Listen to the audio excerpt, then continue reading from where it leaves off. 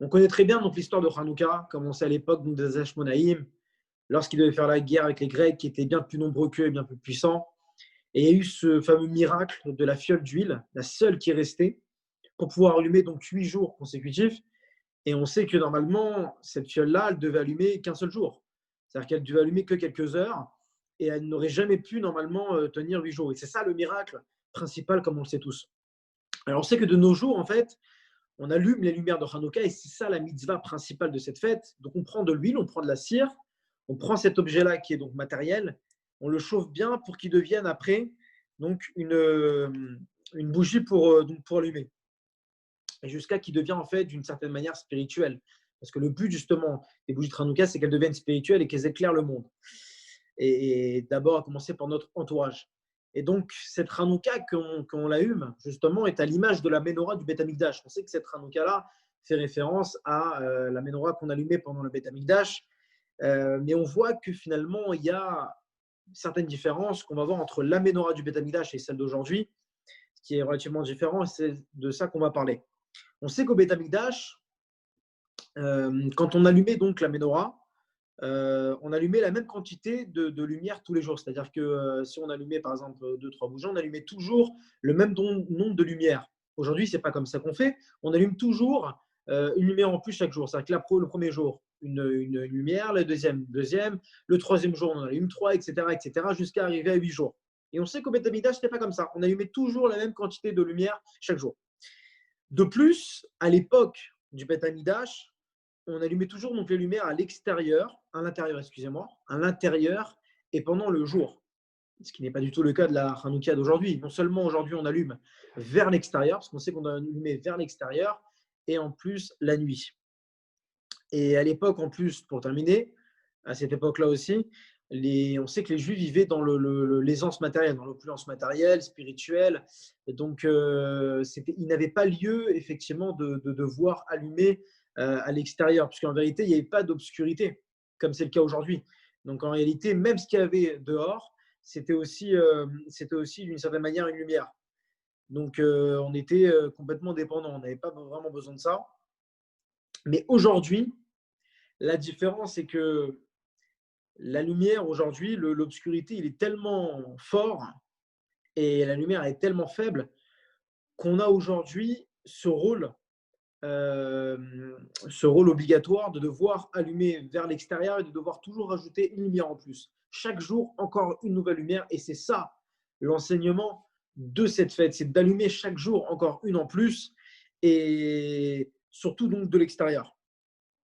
Donc, comme on sait donc qu'à l'époque, que les Hashmonaïm, ils ont fait donc ce Messirut Nefesh là pour gagner la guerre, ils ont pris Dieu, donc il y a eu ce miracle là et ils ont pu donc gagner cette guerre contre les Grecs qui voulaient les exterminer, qui voulaient tout exterminer. Et on sait qu'il y a eu ce miracle là donc qui s'est produit.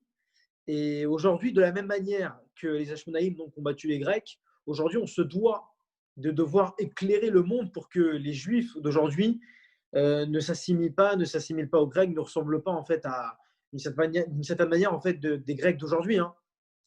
C'est-à-dire les Grecs qu'on peut voir aujourd'hui d'une certaine manière, c'est-à-dire que tout l'influence extérieure, toute l'influence mauvaise, toute cette citrachara et toute cette obscurité.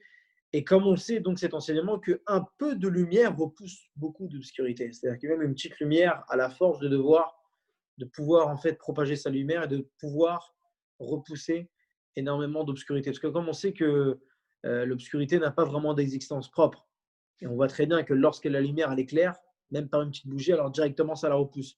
Donc c'est pas simplement Hanouka, allumer sa Hanouka simplement pour faire ce rituel qu'on a l'habitude de faire. C'est que réellement, alors il y en a qui ont même l'habitude d'allumer la Hanouka devant la porte pour dire qu'on doit allumer à l'extérieur. Alors, ce qui est bien, c'est de le faire aussi devant une fenêtre. C'est toujours mieux pour pouvoir propager sa lumière, pour pouvoir voir quand il y a une personne qui est donc à l'extérieur, qu'on puisse voir qu'à l'intérieur de chez nous, on est en train d'allumer. Donc là, on voit de la lumière de l'extérieur. Et c'est ça, en fait, l'enseignement, pour pouvoir allumer en fait de l'extérieur et qu'on voit cette lumière-là qui est rendue pour pouvoir éclairer réellement le monde et les Juifs. Et pour ça, on a un rôle principal, on a un rôle prépondérant en fait à jouer.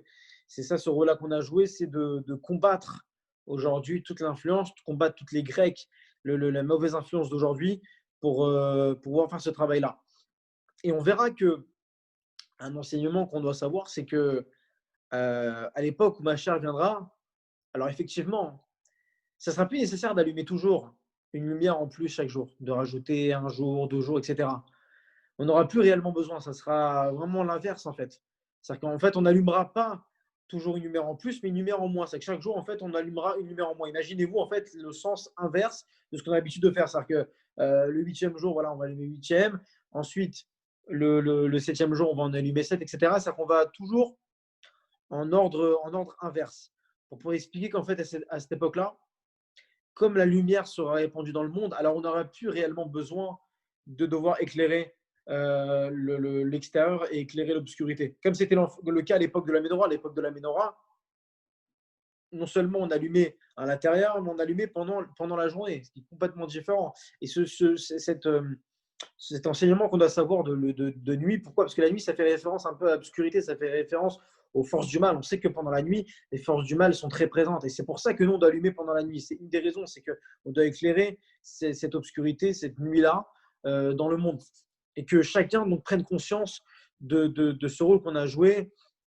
Si on peut permettre à d'autres personnes, d'autres juifs qui n'ont pas de Hanoukiot ou n'ont pas la possibilité de pouvoir allumer, qu'on puisse donc leur permettre d'allumer nous-mêmes, qu'on leur fait réciter la bracha, etc., pour qu'ils puissent même allumer et faire cette immense mitzvah, pour qu'on puisse devenir justement les ambassadeurs. Parce qu'un juif, il doit devenir l'ambassadeur de Dieu, il doit devenir l'ambassadeur et réchauffer le matériel qui se trouve dans le monde, pour éclairer tout son entourage, donc qu'on soit des ambassadeurs de Dieu, qu'on soit ces soldats-là pour éclairer donc cette lumière et qu'on propage et qu'on enseigne autour de nous la mitzvah très importante donc de Hanouka et de la propager autour de nous, de demander à nos juifs s'il a allumé donc la Hanouka, s'il a bien fait cette mitzvah-là tous les jours. Donc information voilà, très très importante pour cette fois qu'on puisse prendre conscience de tous ces enseignements qu'on vient d'apprendre, de cette importance-là, et pour pouvoir arriver, si Dieu veut, Bezrat Hashem, au moment où on n'aura plus besoin d'éclairer l'extérieur. Mais en attendant, qu'on puisse éclairer dehors pour les quelques instants qui restent de l'obscurité, si Dieu veut, Bezrat Hashem, qu'on va bientôt sortir de cette obscurité-là, alors qu'on continue à propager cette lumière tous les jours. Et c'est pour ça qu'on ne doit pas se contenter d'allumer qu'une seule fois, qu'une lumière, voilà, qu'une lumière en fait dans la semaine. C'est allumer toujours. Et en fait, c'est ça l'enseignement de la Torah, c'est toujours rajouter en plus et en plus et en plus, toujours. On ne doit pas se contenter de ce qu'on a fait la veille, toujours ajouter. Vous savez que on sait que dans le matériel, il y a un principe que dans le matériel, c'est vrai qu'effectivement, il faut se contenter de ce qu'on a. Mais dans le spirituel, on doit toujours faire toujours plus en fait. Ce ne sera jamais assez, toujours faire plus que ce qu'on a l'habitude de faire. On doit toujours regarder ce qu'une personne fait en plus dans le spirituel. Et c'est ça l'enseignement de cette fête.